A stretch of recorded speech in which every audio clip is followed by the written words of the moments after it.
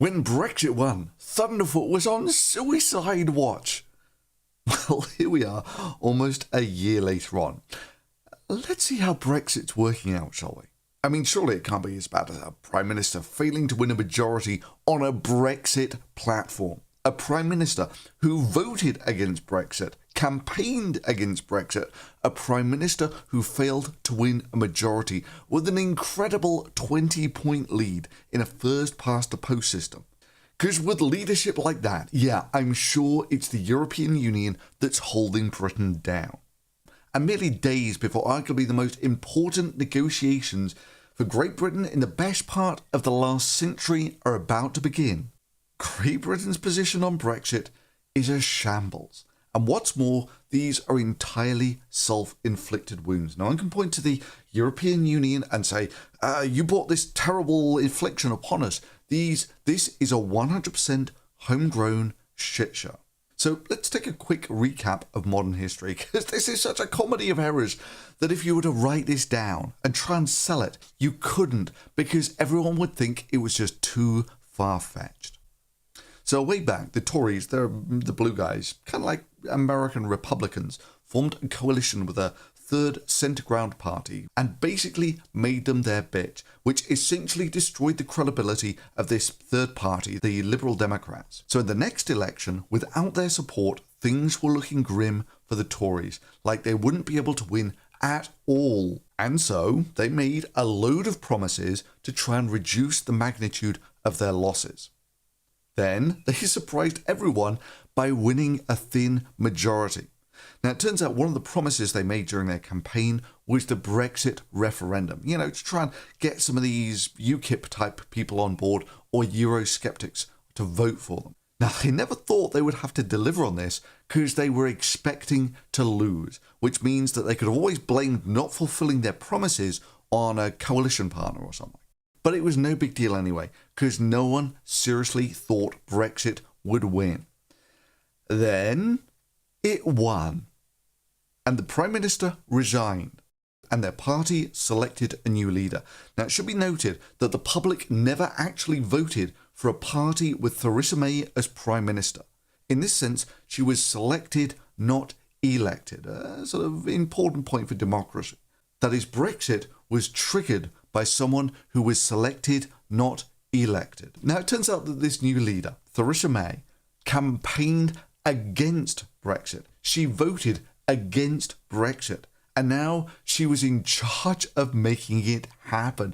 I mean, you really just couldn't make this stuff up. However, the Brexit victory also entirely destroyed the political landscape of England, essentially wiping out the Labour Party, the opposition. Now, the opposition's leader, Corbyn, received a vote of no confidence after this, where about 90% of the party voted, and it was something astronomical, like 80% voted against him in the vote of no confidence. But he just ignored it. Something that's basically unheard of in British politics, where everyone's just expected to follow the rules here. So it turned out that without an effective opposition, Theresa May had about a 20-point lead and decided to hold a snap election to solidify her lead and give herself a more authoritative position to negotiate Brexit. After all, she was selected, not elected, and an election would give her some credibility. It will be a choice between strong and stable leadership in the national interest, with me as your Prime Minister, or weak and unstable coalition government, led by Jeremy Corbyn. So she called a snap election, despite promising on multiple occasions that there would be no snap election. That we're not going to see an election before 2020. I'm not going to be calling a snap election. I've been very clear that I think we need that period of time, that stability, to be able to deal with the issues that the country is facing and have that election in 2020. She did this, of course, because Britain needed strong and stable leadership for the Brexit negotiations. I've called an election because of Brexit. I was willing to do that because I think this is a really important moment for our country. We've got to get this right. If we get it right, I'm optimistic for the British people because I believe in the British people. And then, despite having a 20-point lead, which in a first-past-the-post system is an unimaginable lead, with that sort of lead you would expect a landslide. And she blew it. And she actually lost seats in the House of Commons to the extent where she could no longer form a majority government. Instead, her position is now critically weakened. Despite Conservatives winning the most seats, Mrs May has lost her majority and must now cobble together a coalition. That is, Brexit was actually now triggered by a Prime Minister who was never elected in a general election. And when she finally stood for a general election, failed to win a majority. And the biggest losers in the election were UKIP, the UK Independence Party, who were essentially wiped out in this. I mean, previously they'd been running at a 10-15%, that sort of thing. Then, during the campaign, Nuttall, the leader of UKIP, was saying they were going to be the guard dogs of Brexit. What's happened? Oh, Steve, we got off the election because we're not who's interested. lost their seat? Yeah, OK, all right. Nuttall. Paul Nuttall has just resigned.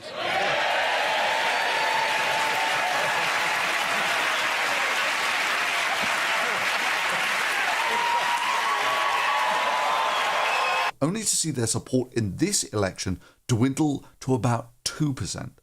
So they were effectively completely wiped off the political map. I've called an election because of Brexit. So now the UK is in the extraordinary position of having someone who campaigned against Brexit, someone who voted against Brexit, someone who couldn't even win a majority in a first-past-the-post system with a 20-point majority. It's a pretty big screw-up, and she's in charge of the most difficult, complex negotiations that the country has dealt with for decades.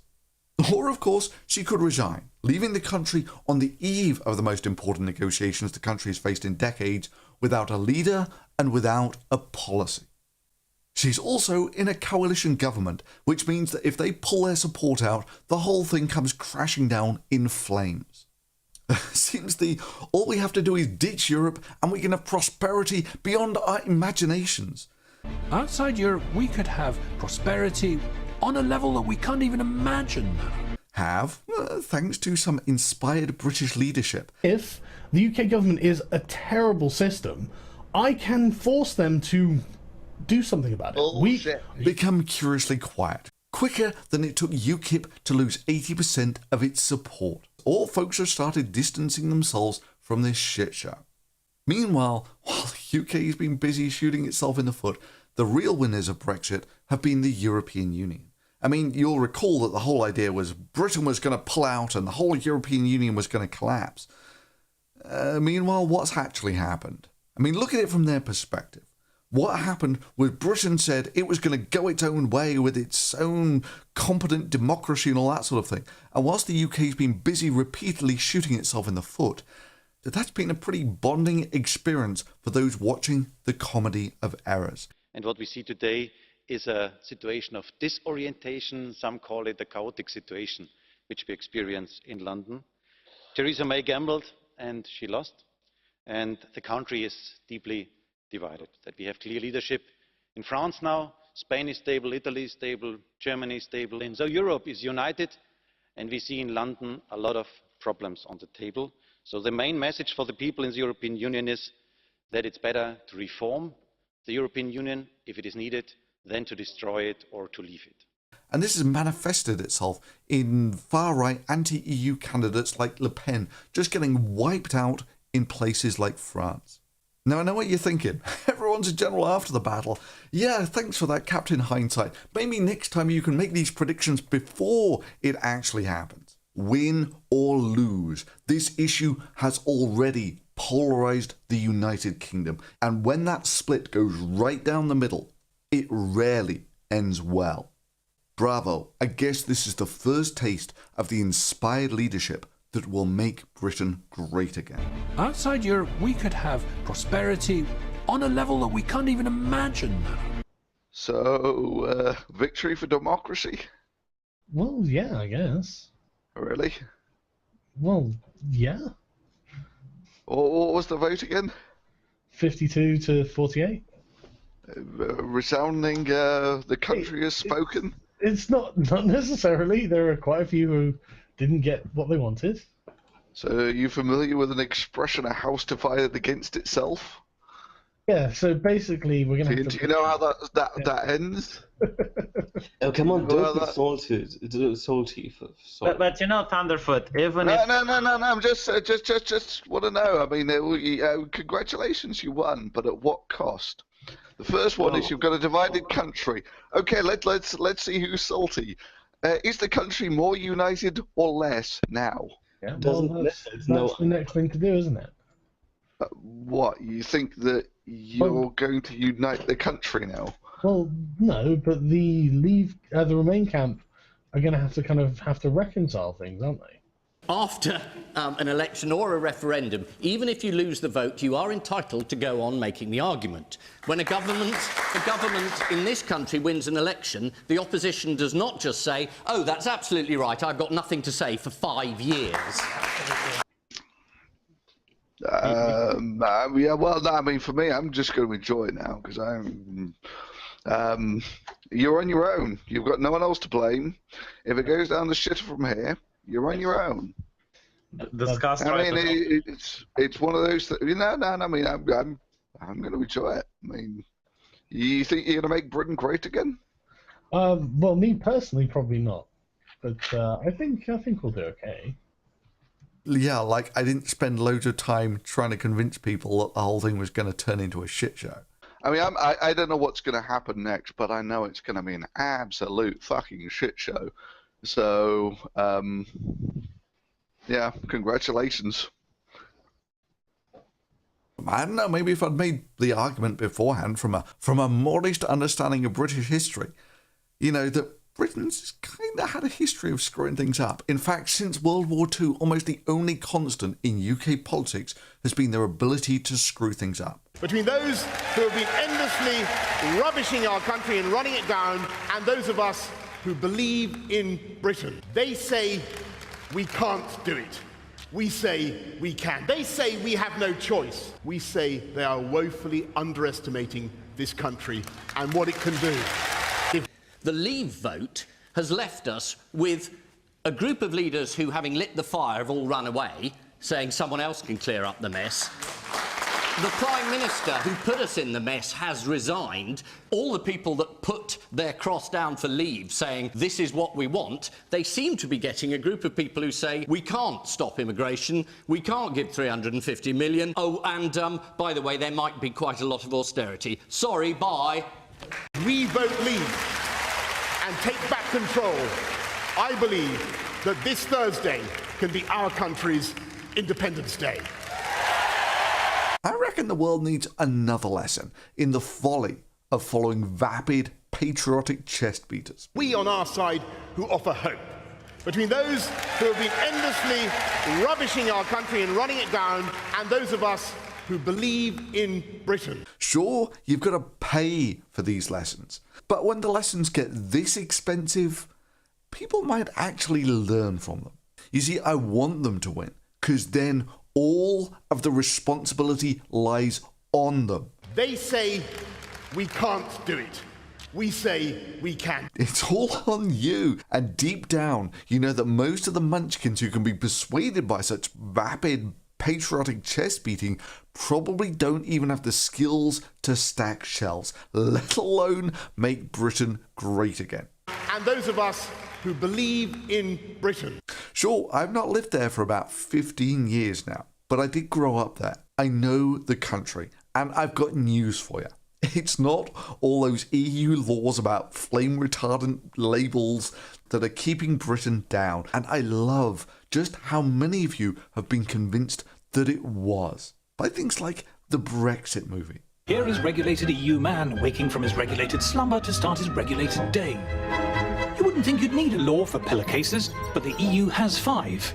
But that's nothing. The pillow inside is subject to 109 different EU laws. But is it, though?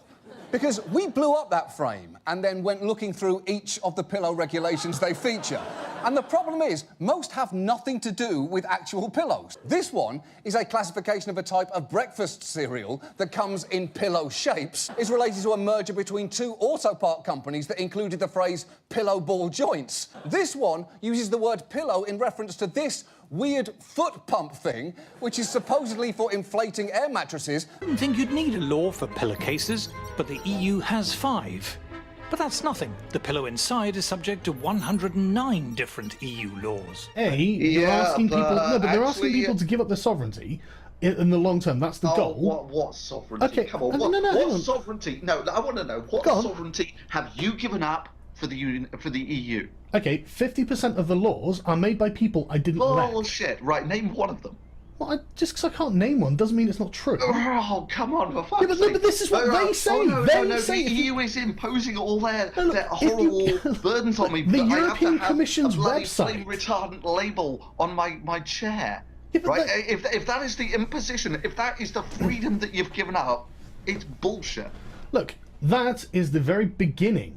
I mean, seriously, you tell me what Great Britain has done since World War II where you can point to it and say, that government project was a resounding success. It was well thought out and competently executed. Hillary, this is back in the early days of Cameron, that we scrapped the aircraft carriers and ordered some new ones from France. These were going to be, the first thing that England's had that would probably class as a real carrier in a long time. And they were going to fly the F-35 Lightnings off them. But the thing is, the carriers were going to arrive about 10 years before the planes did. But they'd actually scrapped the Harriers. The only planes that could actually fly off these, they actually scrapped them. So they're going to have the carriers for about 10 years with no planes. And in that gap period, there will be no carrier ability for the United Kingdom, right? Well, they can fly helicopters off them, but what's the point of building it's a pointless endeavor, helicopters, right? I mean, and you worry about taxation without or did you vote for this? What, did I vote for the EU? No. Did you vote for this the way that they spend? No, but let's imagine. Do you have Let's imagine taxation without representation. Do you have any way of changing it? Yeah. I mean, hell, this is the reason why the UK joined the EEC in the first place. If only I'd have said something like that beforehand. A union between Belgium, France, Italy, Luxembourg, the Netherlands, and West Germany. Now, at the same time, Britain was struggling. It had nationalised many of its core industries, including health, and that cost a lot of money. Its influence with the United States, as the Cold War highlighted, turned out to be token at best, in a world with the USSR and the USA as superpowers. And the trade with the Commonwealth and being on the sidelines of a united Europe wasn't working out so well either.